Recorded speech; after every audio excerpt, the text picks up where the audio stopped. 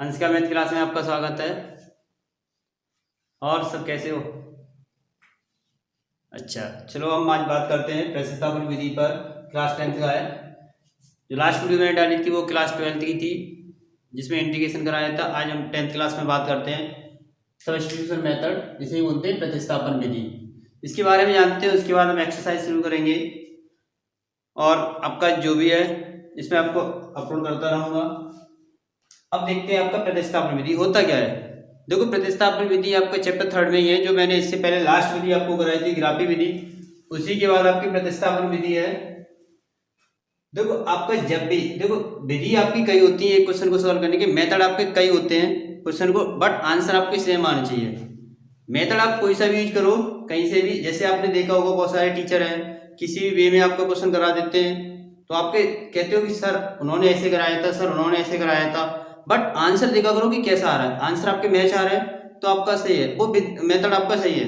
तो आपको केवल मेथड को देखना है कि कौन सा मेथड कहाँ। और आपका देखो, इसमें 4 मेथड बताए थे मैंने फर्स्ट वीडियो में, जो आपका इंट्रोडक्शन कराया था। उसमें आपका ग्राफ मेथड, सब्स्टिट्यूशन, एलिमिनेशन और CA method means cross multiplication method, जो आपके हिंदी में बोलते हैं ग्राफी विधि, प्रतिस्थापन, विलोपन और बजगुणन। तो आपको इन सबको सीखना जरूरी है, क्योंकि एग्जाम में आपका आता है कि आपको इस विधि से करना है। आपको वहां लिखा हुआ आएगा कि किस विधि से। अगर आपका सपोज कोई विधि लिखी हुई नहीं आ रही, मतलब राइट होके नहीं आ रही है, तो आप उसमें अपनी चॉइस से कोई भी विधि मतलब यूज कर सकते हो। जो भी आपको मेथड इजी लगे उसे यूज कर सकते हो, लेकिन आपका राइट होके आ जाए कि आपको सॉल्व बाय दिस मेथड, तो आपको उस मेथड को यूज करना है, किसी अदर मेथड को यूज नहीं करना है। तो आइए बात करते हैं सब्स्टिट्यूशन मेथड पे। तो इसको देखो, इसके लिए हम जनरल 2 इक्वेशन लेते हैं। इसमें क्या होता है, a1x plus b1 y plus c1 equal to 0। एक इक्वेशन हमने ये लेट की, और दूसरी इक्वेशन जो आपकी जनरल है a2x b2y plus c2 equal to 0। अब देखो, इसमें होता क्या है, सब्स्टिट्यूशन मेथड होता क्या है। इसमें क्या होता है कि किसी एक इक्वेशन से, from equation first and from equation second, means only one आपको सिलेक्ट करनी है। तो इसमें क्या है कि आप x की वैल्यू या y की वैल्यू निकालो किसी एक इक्वेशन से। सपोज हम यहाँ से वैल्यू निकालते हैं x की, कितना होगा, a1x इक्वल टू कितना हो जाएगा, minus c1 minus b1 by, यहाँ से हम x की वैल्यू निकाल लें तो x इक्वल टू कितना हो जाएगा, माइनस कॉमन ले लेंगे, c1 plus b1 y upon x, sorry x नहीं होगा a1। हमने यहाँ क्या किया कि इक्वेशन फर्स्ट से हमने x की वैल्यू फाइंड की। अब x की वैल्यू फाइंड करने के बाद हम इसे किस में पुट करेंगे, सेकंड में। तो यहाँ लिखेंगे put the value of x in equation second. अब आपका देखो, यहां से पुट करने पर आप कर देंगे a2 माइनस आपका माइनस c1 और minus b1 y upon a1 plus b2 y plus c2 equal to 0। अब आपका देखो, यहाँ में सब्स्टिट्यूशन मेथड ये क्यों किया है, क्योंकि आपको देखो यहाँ से x और y दो वैल्यू थी, मतलब दो वेरिएबल थे x एंड y। अब आपको दोनों इक्वेशन में आपके दोनों x और y ये फाइंड नहीं कर सकते। हाँ, आपका एक वेरिएबल हो y हो किसी में, तो आप सॉल्व कर सकते हो, क्योंकि आपका लास्ट मतलब जो आपकी छोटी क्लास में ये बताया गया था। सपोज जैसे आपका x प्लस 3 इक्वल टू 5 दिया हुआ है, तो आप सीधा सीधा बता देते x इक्वल टू 2, क्योंकि आपका यहाँ वेरिएबल कितना है, ओनली 1। बट आपके यहाँ वेरिएबल कितने हैं, x और y। तो इन्हें सॉल्व करने के लिए हमें आपको दो इक्वेशन दी है, वहां से किसी एक इक्वेशन को मतलब x या y की वैल्यू फाइंड करेंगे और अदर इक्वेशन में पुट कर देंगे। तो ये आपको हिंदी में बोले से, तो प्रतिस्थापन विधि क्या होता है, किसी एक समीकरण से x या y का मान निकाल कर किसी दूसरे समीकरण में, अगर आप एक से निकालते हो 2 में रखो, 2 से निकालते हो तो 1 में रखो, ये आपकी होती है प्रतिस्थापन विधि, मतलब सब्स्टिट्यूशन मेथड। आपका देखो यहाँ पर ओनली y हो गया है। अब आपका ये सब a1 a2 ये आपके क्या है, कांस्टेंट है, तो आपके तो ये सॉल्व हो जाएंगे, क्योंकि यहाँ से y आपका पता हो गया। अब y की जो वैल्यू हमारी आएगी उसे इसे समीकरण मतलब इक्वेशन थर्ड मान लेंगे, इसमें आप पुट कर दोगे, तो यहाँ से हमारी किसकी वैल्यू आ जाएगी, x की। आपका ये तो हुआ प्रतिस्थापन मींस सब्स्टिट्यूशन मेथड, आपको समझा दिया है। अब देखो इसे यूज कैसे करते हैं, इसके लिए हम एक एग्जांपल लेते हैं, उसमें आपको देखते हैं कि एग्जांपल में कैसे। और आपका बहुत सिंपल मेथड है। इसके बाद आपका एलिमिनेशन मेथड है वो भी आपकी सिंपल। जब आपको देखो फर्स्ट टाइम तो सब हार्ड लगता है, उसके बाद आप जब सॉल्व करोगे तो सब इजी हो जाएगा, क्योंकि आप प्रैक्टिस नहीं करोगे तब फिर आपको कुछ समझ में नहीं आएगा। पहला क्वेश्चन देखते हैं, लिखा हुआ है एक्सरसाइज शुरू करते हैं, उसी में आपका एग्जांपल हो जाएगा। एक्सरसाइज शुरू करते हैं साथ साथ आपका एग्जांपल भी हो जाएगा कि सब्स्टिट्यूशन मेथड यूज कैसे करते हैं और एक्सरसाइज भी शुरू करते हैं। पहला हम क्वेश्चन देखते हैं, उसमें लिखा हुआ है x plus Y equal to 14। Equation आपकी first, x plus Y equal to 14 और आपका अदर इक्वेशन है x minus Y equal to 4। देखो इसे यूज कैसे करेंगे, मैंने अभी आपको बताया था कि किसी एक इक्वेशन से आपको x या y की वैल्यू फाइंड करनी है और अदर इक्वेशन में पुट करनी है। तो देखो कैसे करेंगे यहाँ पर, अब आपको जिस मेथड मतलब जिस इक्वेशन से आपको इजी लगे उसमें ही आपको पुट करना है। तो माइनस वाई इधर लेके जाएंगे, कितना हो जाएगा 4 प्लस वाई, इससे हम इक्वेशन थर्ड मान लेंगे। अब क्या होगा, इक्वेशन थर्ड की वैल्यू किसमें पुट करेंगे, फर्स्ट में। क्यों करेंगे, क्योंकि हमने जो वैल्यू आपकी फाइंड की है x की वो किससे की है, इक्वेशन सेकंड से। तो आपकी जो इक्वेशन थर्ड बनी है उसकी वैल्यू किसमें पुट करेंगे, 1 में। तो लिखोगे put the value of x in equation third. आप मतलब जो x का मान है वो किसमें रख दोगे, समीकरण एक में, क्योंकि आपने x का जो मान निकाला है। आप चाहो तो ऐसे भी लिख सकते हो, समीकरण 3 का मान समीकरण 1 में रखने पर, या ऐसे लिख सकते हो put the value of x means x का जो मान है वो समीकरण 1 में रखने पर। अब यहाँ रखेंगे किसको रिप्लेस करेंगे, x को, किससे, 4 प्लस वाई से। 4 प्लस वाई इक्वल टू 14। तो 2y इक्वल टू कितना हो जाएगा, 14 माइनस 4, क्योंकि 4 इधर आपका जाएगा, कितना बचेगा 10। तो y इक्वल टू कितना आ जाएगा 5। अब जो आपकी y इक्वल टू 5 आया है इसको किसमें रख देंगे, थर्ड में। तो थर्ड में पुट करने पे कितना हो जाएगा, 4 प्लस 5 इक्वल टू 9। हमारे आंसर आ गया कितना, 9 और 5। x इक्वल टू 9 और y इक्वल टू 5। अब देखो वेरीफाई कैसे करते हैं, आपका क्या लिखा हुआ है, x plus Y equal to 14। तो x plus Y equal to 14 है, तो 9 और 5 कितने होते हैं, 14। अब x minus Y equal to 4 है, तो 9 में से 5 सब्ट्रैक्ट करोगे कितना आएगा, 4। अब आपका देखते हैं सेकंड क्वेश्चन, मतलब इसी का फर्स्ट सेकंड पार्ट है। उसमें देखो कैसे आपका सब कुछ फ्रैक्शन में आ जाए आपको इस तरीके से, s minus t equal to 3 और s upon 3 plus t upon 2 equal to 6। इस तरीके से अगर आपका क्वेश्चन आ जाए तो कैसे सॉल्व करोगे, तो वही आपका सेम है, आपका कोई हार्ड नहीं है। बस आपको क्या करना है, किसी एक इक्वेशन से दो वेरिएबल है उनमें से एक की वैल्यू फाइंड करना और दूसरे में रख देना। तो मींस क्या, उसका मींस क्या है कि आपका एक ही वेरिएबल में हो जाता है, एक वेरिएबल में आपको बहुत इजी है सॉल्व करना, आसानी से आप सॉल्व कर लोगे। तो आप यहाँ इक्वेशन फर्स्ट देखो, जिससे इजी लगे उससे वैल्यू निकाला करो। आपका देखो माइनस वाला है तो कितना हो जाएगा 3 प्लस टी, इसी इक्वेशन थर्ड। अब जो हमने वैल्यू निकाली वो याद रखनी है, किससे निकाली है, इक्वेशन फर्स्ट से। अब इसको हम किसमें रख देंगे, इसमें दूसरे वाले में। तो 3 plus t upon 3 t plus 2 equal to 6। और इसे देखो सॉल्व करेंगे, एलसीएम लेंगे कितना हो जाएगा 6, दोनों में एलसीएम 3 2 से, और ये कितना करेंगे यहाँ पर 2 का, तो 6 प्लस 2t प्लस ये कितना हो जाएगा आपका 3t इक्वल टू 6। अब देखो 2t और 3t कितना हो जाएगा 5t प्लस 6, और क्रॉस मल्टीप्लाई कर देंगे यहाँ 1 लेके, कितना हो जाएगा 36। इधर माइनस करेंगे कितना हो जाएगा 5t इक्वल टू 30 और t इक्वल टू कितना आ जाएगा आपका 6। t इक्वल टू 6 आ गया तो s इक्वल टू कितना आ जाएगा 9। क्यों आ जाएगा कि ये आपकी वैल्यू यहाँ पर रख देनी है, s equal to 3 plus t है तो आपका s इक्वल टू कितना आ जाएगा 9। सिंपल। अब आपका एक देखते हैं पॉइंट वाला क्वेश्चन, जिसमें आपको देखो पॉइंट दिया हुआ है और बच्चे देख के घबरा जाते हैं कि पॉइंट में आपका कैसे होगा। देखते हैं आपका पॉइंट वाला क्वेश्चन, उसमें कुछ नहीं है, एक इजी मेथड है बिल्कुल, और कैसे है वो बताता हूँ अभी आपको। जैसे आपका क्वेश्चन दिया हुआ है 0.2x plus 0.3y equal to 1.3, दिया हुआ है 0.2x plus 0.3y equal to 1.3।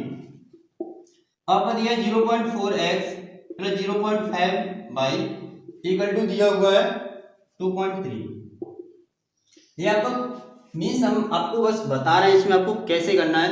आपकी बिल्कुल इजी क्वेश्चन है, आप कर सकते हो। इसके बाद आपका चलेंगे, इस क्वेश्चन को देखने के बाद आपकी वर्ड प्रॉब्लम कराएंगे, जिसमें आपका वर्ड ओनली लैंग्वेज दी होती है, लैंग्वेज से आपको इक्वेशन बनानी है, इक्वेशन बनाने के बाद आपको उसे सॉल्व करना है। कैसे? जैसे आपका ये दिया, उसमें और कुछ नहीं, आपका बोला गया है कि आप इस विधि से करना है। इस विधि से करने का मतलब यही है। अब इसमें देखो, आप कोई सा भी विधि यूज कर सकते हो, बट कंडीशन ये है, आपका गिवन है कि आपको इस मेथड से करना है, तो उसी से ही करना। ये ध्यान रखना, मैं बार बार इसलिए बोल रहा हूँ क्योंकि बच्चे जब भी क्वेश्चन आता है तो सिंपल सा बस कोई एक मेथड उनको अच्छे से समझ में आ गया, उसी को यूज करने लगते हैं। तो इसलिए आपका जब आपका मेथड राइट हो उसी से करना है। तो इसे आप देखो कैसे करेंगे। तो इसमें देखो सिंपल आपका पॉइंट है, तो देखो यहाँ पर पॉइंट के बाद वंस के बाद यहाँ पर देखो पॉइंट है 110 दो है, यहाँ पर पॉइंट के बाद 110 ऐसे करके। तो इसमें क्या करेंगे, दोनों इक्वेशन में 10 का मल्टीप्लाई कर दो, तो कितना हो जाएगा 2x + 3y = 13। 10 का मल्टीप्लाई करने पर दोनों में, तो यहाँ पर कितना हो जाएगा 4x 5y = 23। अब ये आपकी इक्वेशन बन गई। आप चाहो तो इनको इक्वेशन 3 और इक्वेशन 4 नोट कर सकते हो। आप इसमें से किसी एक की वैल्यू निकालो। तो सपोज हमने यहाँ से x की वैल्यू निकाली, तो 2x = कितना हो जाएगा 13 - 3y। x = कितना हो जाएगा 13 - 3y/2। अब ये इक्वेशन जो हमारे x की वैल्यू आई है वो किसमें रखनी है 4 में, जिसमें 4 × 13 - 3y/2 + 5y = 23। अब देखो 2 से आपका ये 2 मतलब 4 कैंसिल कितने टाइम्स 2 टाइम। अब 2 का मल्टीप्लाई करो कितना 26 - 6y + 5y = 23। अब देखो यहाँ पर ये 26 है। अब देखो यहाँ से -6y में से +5 भी करोगे कितना हो जाएगा -y = 23। -y = कितना हो जाएगा 23 - 26 -y = कितना हो जाएगा -3 = ये आपका कितना आएगा y = 3। अब y = 3 आ जाने से आपका x की वैल्यू निकालनी है, तो x की वैल्यू इसमें रख देंगे हम। जो आपका समीकरण हम आगे मानते चले जाते हैं, आपका 5 हो गया इक्वेशन 5। तो इसमें क्या करेंगे 13 - 3 × 3/2 x = कितना हो जाएगा 13 - 9 और 13 - 9 कितना होगा 4। x = कितना आ जाएगा 2। आपकी दोनों वैल्यू इजीली फाइंड हो जाती है x और 2। सिंपल है आपका, क्योंकि आपको एक वेरिएबल में बनाना होता है। कोई भी इक्वेशन है उसे एक वेरिएबल बना लो, आपके एक वेरिएबल में इजी होता है सॉल्व करना, आपका हो गया। अब देखते हैं आगे क्वेश्चन, जिसमें लिखा हुआ है दूसरा क्वेश्चन है आपका 2x + 3y = 11 और 2x - 4y = -24 को हल कीजिए और इसमें m का मान ज्ञात कीजिए, जिसके लिए y = mx + 3 दिया हुआ है। तो इसके लिए देखो हम समीकरण लिखते हैं। आपका दूसरा क्वेश्चन इसमें लिखा हुआ है, दूसरे क्वेश्चन में आपके दो समीकरण दिए हुए हैं 2x + 3y = 11 और आपका दिया हुआ है 2x - 4y = -24। इक्वेशन आपकी सेकंड। अब देखो इसमें क्या है कि आपके दो समीकरण दिए हुए हैं, इनको x और y के मान निकालने हैं। x और y के मान निकालने के साथ साथ आपका एक क्वेश्चन और पूछा गया है कि m का मान निकालिए, जिसमें लिखा हुआ है y = mx + 3। y = mx + 3। इसको कैसे करना है, यहाँ से आपका x और y के मान निकालने हैं, मतलब वैल्यू निकालनी है और वैल्यू किसमें पुट कर देनी है इसमें, तो यहाँ से आपकी m की वैल्यू फाइंड हो जाएगी। तो उसके लिए देखो कैसे करते हैं। आप चाहो तो इसे इजी बना सकते हो। इजी कैसे, इसे समीकरण मतलब इक्वेशन सेकंड ना मान के अब आपको इसमें क्या करो 2 से डिवाइड कर दो, कितना हो जाएगा x - 2y = -12। इससे इक्वेशन सेकंड मान लो, कर लिया हमने इक्वेशन सेकंड। अब यह कितना हो जाएगा x = 2y - 12, इसे इक्वेशन थर्ड। अब इस इक्वेशन की वैल्यू किसमें पुट कर दोगे फर्स्ट में, तो 2 × x का कितना है 2y - 12 + 3y = 11, तो कितना हो जाएगा 4y - 24। आप चाहते तो सीधा सीधा 2x की वैल्यू यहाँ से कर सकते थे, क्योंकि 2x को मतलब ये वाला इधर लेके जाते कितना हो जाता +4y और सीधा आपका पुट कर देते यहाँ पर। बट आपको इजी तरीके से समझाना है तो इसलिए आप ऐसे कर सकते हैं, क्योंकि थोड़ा सा आपको जब आप सीख जाओगे ना तो अपने आप कैलकुलेट करना सीख जाओगे कि आपको 2x है तो कहीं 2 से डिवाइड भी देना है और सिंपल आप पुट कर सकते थे। तो +3y = 11। 3y और 4y कितना होता है 7y। ये आपके -24 इधर जाएंगे कितना हो जाएगा 35। तो y इक्वल टू कितना आ जाएगा, सॉरी 5, y इक्वल टू 5 आ गया तो x इक्वल टू कितना हो जाएगा इक्वल टू -2, क्योंकि देखो 2 5 है 10 और 10 - 12 कितना होता है -2। अब आपकी वैल्यू यहाँ पर पुट कर देंगे 5 m को तो आपको वैल्यू निकालनी है और x की कितनी है -2 और +3। अब ये इधर लेके जाएंगे कितना हो जाएगा 5 - 3 इक्वल टू -2m। तो -2m इक्वल टू 2, तो m इक्वल टू कितना आ जाएगा -1। आपका आंसर हो गया। देखो बहुत इजी है, परेशान होने की जरूरत नहीं है। m इक्वल टू कितना हो गया -1। x की वैल्यू हमने पहले सबसे पहले हमने y की वैल्यू निकाली, फिर x, और दोनों वैल्यू निकलने आने के बाद आपकी इसमें हमने पुट कर दी और आपका m का आंसर हो जाएगा। अब देखते हैं आगे आपका नेक्स्ट क्वेश्चन, जिसमें आपका थर्ड क्वेश्चन। अब ये तो आपका सेकंड था, अब थर्ड क्वेश्चन देखते हैं। थर्ड क्वेश्चन में आपका वर्ड प्रॉब्लम। अब थर्ड क्वेश्चन में आपकी वर्ड प्रॉब्लम स्टार्ट होने वाली है। अब देखो कैसे करेंगे इसको। थर्ड का फर्स्ट पार्ट देखते हैं। इसमें लिखा हुआ है कि दो संख्याओं का अंतर 26 है और एक संख्या दूसरी संख्या की 3 गुनी है। दो संख्याओं का अंतर 26 है और एक संख्या दूसरी संख्या की 3 गुनी है। इसको देखो कैसे करेंगे। तो इसमें लिखा हुआ है आपका कि तो सबसे पहले हमें संख्या पता नहीं कौन सी संख्या कितनी है, तो इसके लिए हम क्या करेंगे लेट करेंगे। आपको वो नंबर लेट करना है, तो लेट क्या करेंगे, माना पहली संख्या, लेट किया हमने फर्स्ट नंबर को x, और दूसरी संख्या हमने क्या लेट कर ली y। अब इसमें देखो अंतर पूछा गया है कि पहली संख्या दूसरी संख्या का मतलब कितना है, मतलब 3 गुना भी है और दोनों का अंतर कितना दिया है 26। तो x - y बराबर दिया है 26। मीन्स इसमें है the number of the difference between two number equal to 26 and one number is thrice the other number. तो इससे देखो x - y equal to 26 equation एक फर्स्ट बन गई आपकी, और दूसरी इक्वेशन क्या है x इक्वल टू 3y। अब एक चीज आपको बताते हैं, जब आपका डिफरेंस हो रहा है तो इसमें आपको पता होना चाहिए कि कौन सी वैल्यू बड़ी है। तो इसमें आपकी वैल्यू कौन सी बड़ी होगी, पहली वाली, जिसमें से सब्ट्रैक्ट किया जा रहा है, तो आपको x बड़ी है। अब आपको ये ध्यान रखना है क्यों, क्योंकि आपका ये आंसर प्लस का आ रहा है, तो इसलिए जो पहली वाली संख्या है मतलब पहला नंबर है वो आपका बड़ा है किससे, दूसरे वाले से। अब देखो आपका इसे इक्वेशन हमने सेकंड लेट किया, आपके दोनों इक्वेशन मतलब हो गई, क्योंकि ये वर्ड प्रॉब्लम में आपको इक्वेशन अगर बनाना आ गई मतलब आप सीख गए तो आपको क्वेश्चन में कोई प्रॉब्लम नहीं आएगी, क्योंकि सबसे मेन होता है इसमें इक्वेशन को बनाना। तो आपका देखो यहाँ से वैल्यू पुट कर दें कितना हो जाएगा 3y - y इक्वल टू 26। तो 2y इक्वल टू कितना हो जाएगा 26, y इक्वल टू कितना हो जाएगा 13। y इक्वल टू 13 हो गया तो x इक्वल टू कितना हो जाएगा 3 × 13 equal to 39। x equal to 39 हो गया, y इक्वल टू 13। तो यहाँ से आपको देखो अब वेरीफाई करते हैं, मतलब कैसे 39 में से 13 जाएगा कितना बचेगा 26, और 13 में हम 3 का मल्टीप्लाई करेंगे तभी 39 आएगा, यहाँ पर आया आपका। तो ये आपके आंसर हो गए। तो इसे कैसे लिखोगे, अतः मींस हेंस पहली संख्या कितनी हो जाएगी आपकी 39 और दूसरी संख्या कितनी हो जाएगी 13। तो आपने देख लिया यहाँ पर कि आपको देखो मैंने जो बताया था कि पहली संख्या बड़ी आएगी तो आपकी बड़ी ही आएगी, ग्रेटेस्ट आएगी नहीं, मतलब अदर नंबर से ग्रेट है। तो आपका ये हो गया आंसर 39 एंड 13। तो इसके बाद आपका देखते हैं सेकंड क्वेश्चन। उसमें लिखा हुआ है दो संपूरक कोणों में बड़ा कोण छोटे से 18 डिग्री अधिक है। मतलब दो संपूरक कोण का मीन्स होता है सप्लीमेंट्री एंगल। सप्लीमेंट्री मीन्स 180 और कॉम्प्लीमेंट्री होता है आपका 90। तो आपको देखो क्या करेंगे, इसमें सप्लीमेंट्री है, सप्लीमेंट्री का मीन्स होता है आपके 2 एंगल का सम 180।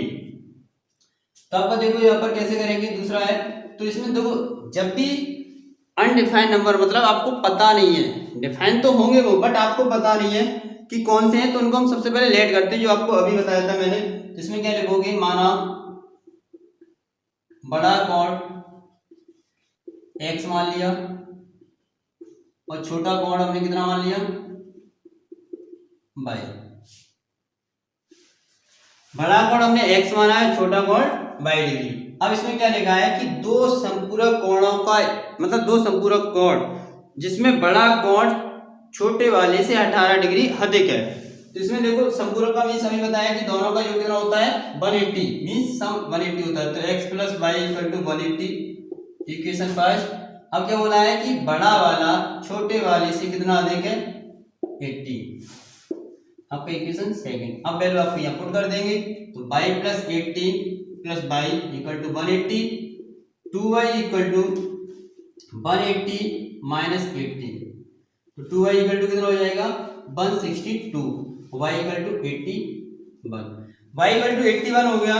तो हम इसे किसमें यूज कर देंगे यहाँ पर, अब इसे इक्वेशन सेकंड में रख देंगे। तो x इक्वल टू कितना हो जाएगा 81 प्लस 18, तो x इक्वल टू कितना हो जाएगा 99। तो आपकी दोनों वैल्यू फाइंड हो गई। इसमें आपका 81 y इक्वल टू आया है और x इक्वल टू 99 आया है। तो आपको लिखोगे अतः बड़ा कोण बराबर 99 डिग्री और छोटा कोण 81 डिग्री। हो गया आपका सॉल्व। अब देखते हैं आपका चौथा क्वेश्चन इसी में, सॉरी तीसरे का तीसरा पार्ट। अब इसमें लिखा हुआ है एक क्रिकेट टीम के कोच ने 7 बल्ले तथा 6 गेंदें 3800 रुपए में खरीदी और बाद में उसने 3 बल्ले तथा 5 गेंदें 1750 रुपए में खरीदी, मीन्स 1750 रुपए में खरीदी। तो प्रत्येक गेंद तथा प्रत्येक बल्ले का मूल्य ज्ञात कीजिए। A cricket coach purchase the 7 bat and 6 ball with 3800 rupees. After he purchased 3 bat and 5 balls with 1750 rupees. Find the value of 1 bat and 1 ball. अब देखो ऐसे कैसे सॉल्व करते हैं। तो आपका लिखा हुआ है कि एक क्रिकेट टीम के कोच ने, मतलब एक क्रिकेट है, उसने बैट एंड बॉल खरीदे एक स्पोर्ट्स की शॉप से। वहां से देखो अब इसे क्या करेंगे, आपको बैट और बॉल दिए हुए हैं कि इतने इतने खरीदे, मतलब उनकी क्वांटिटी दी हुई है बट प्राइस नहीं दिया कि कितने, मतलब एक बैट कितने का है और एक बॉल कितने का है। तो उसके लिए हम देखो क्या करेंगे, तो वही आपकी कंडीशन जो पता नहीं होता उसको क्या करते हैं हम लेट।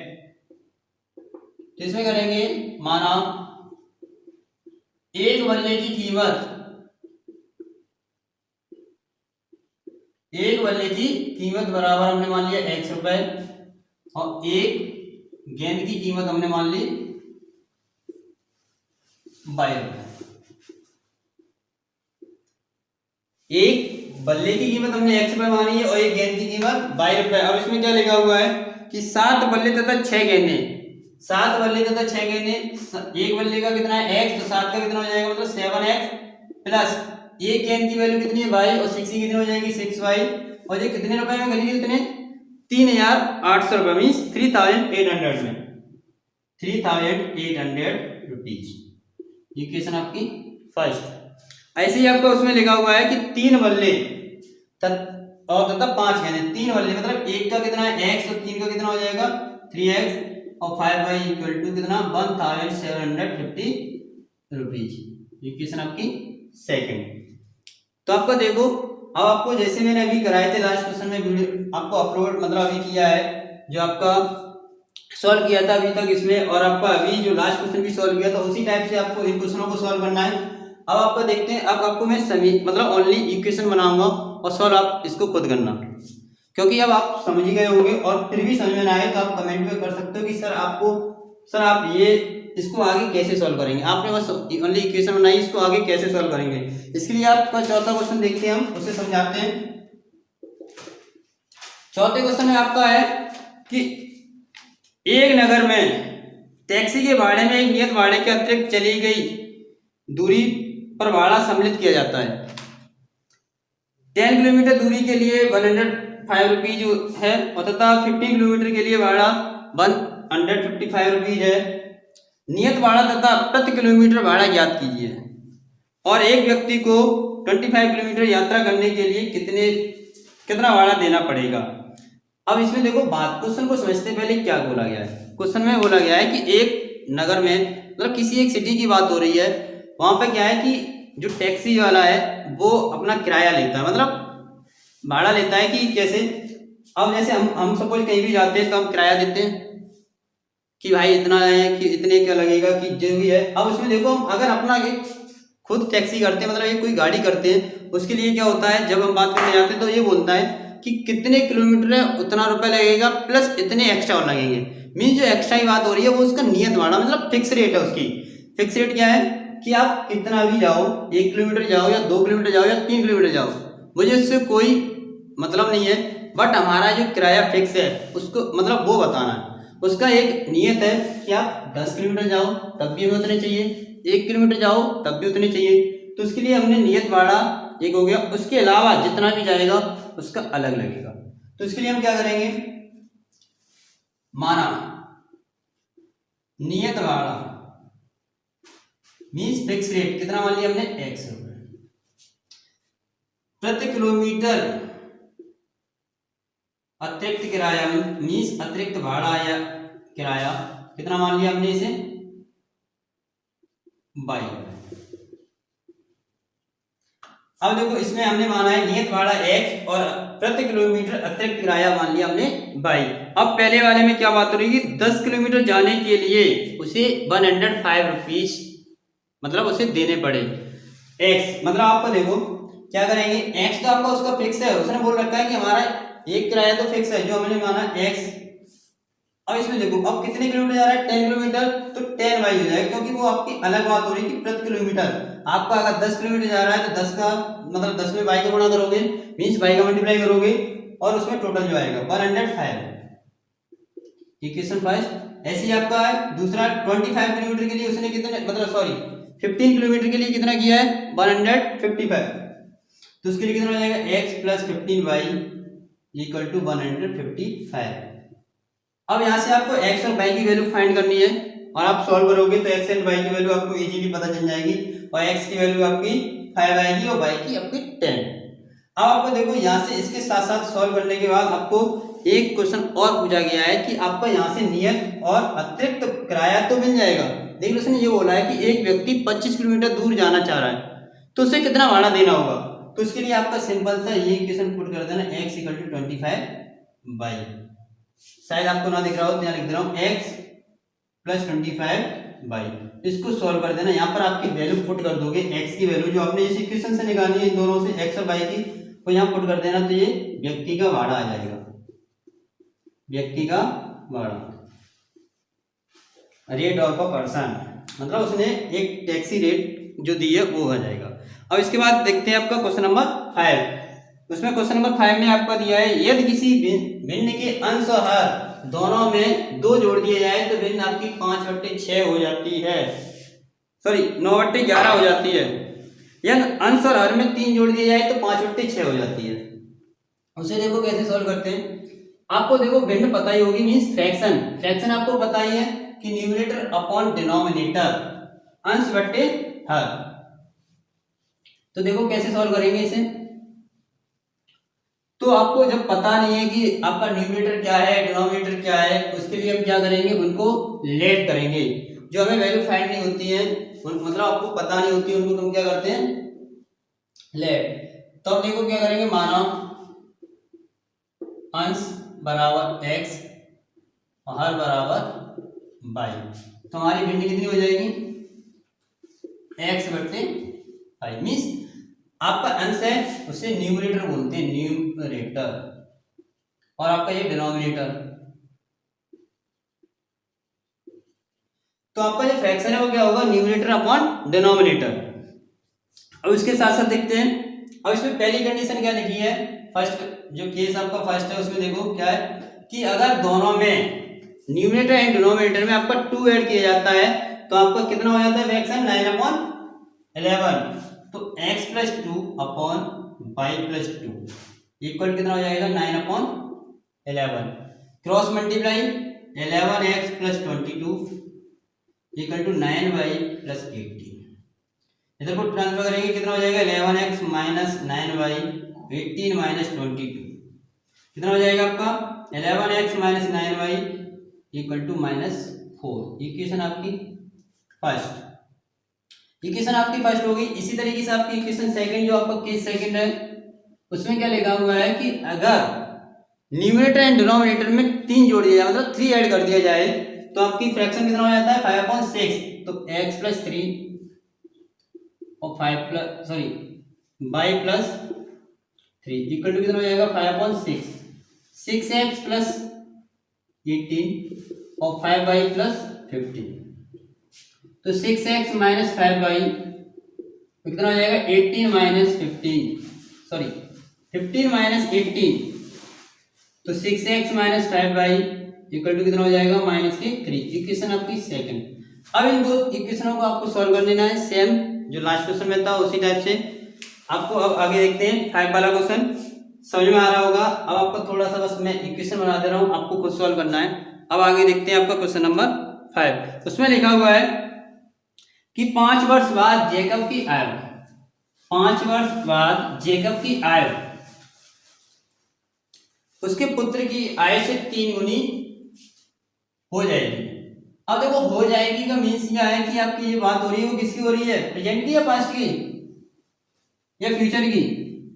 ये बात हो रही है आपकी फ्यूचर की, क्योंकि हो जाएगी गी आ रहा है, इसलिए आपकी ये बात किसकी हो रही है, फ्यूचर की।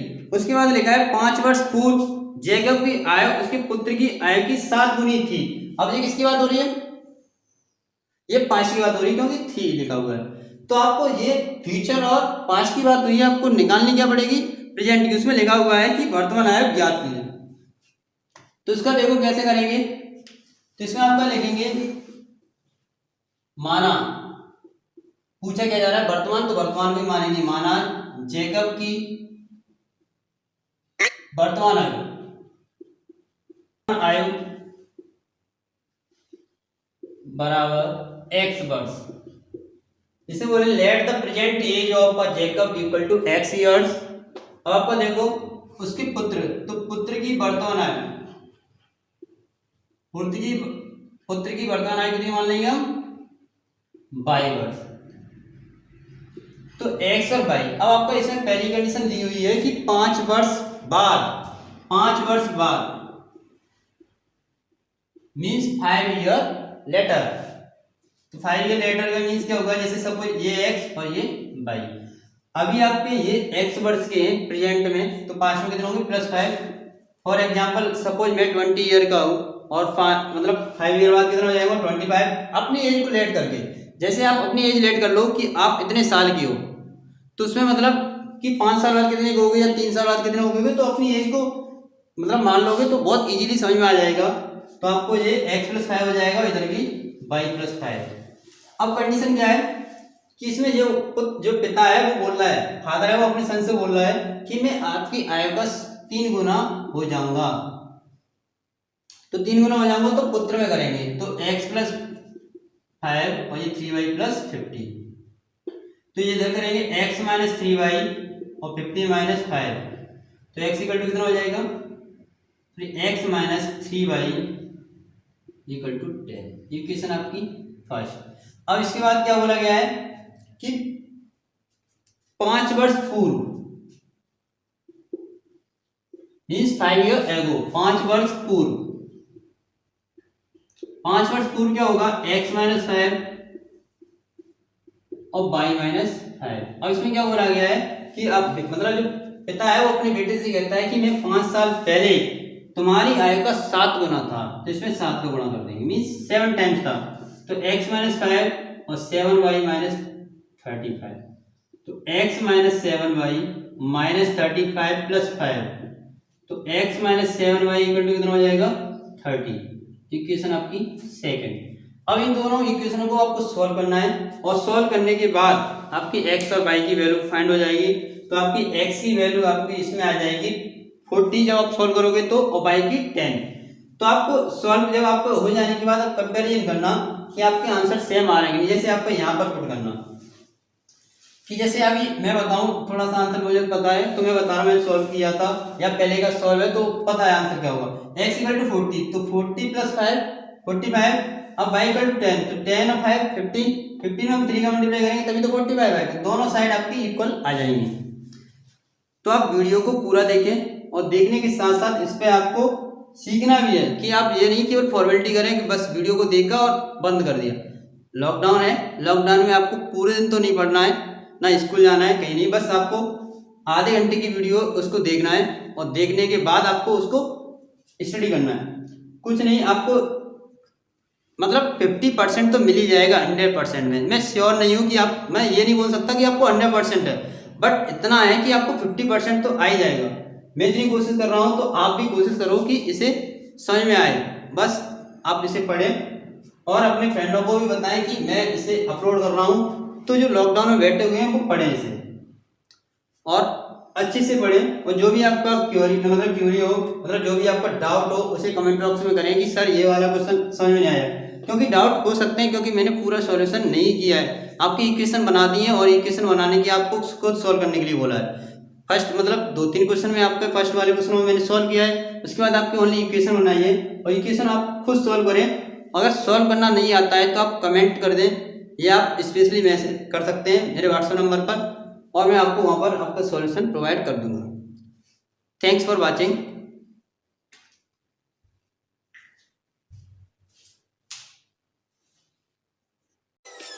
Peace.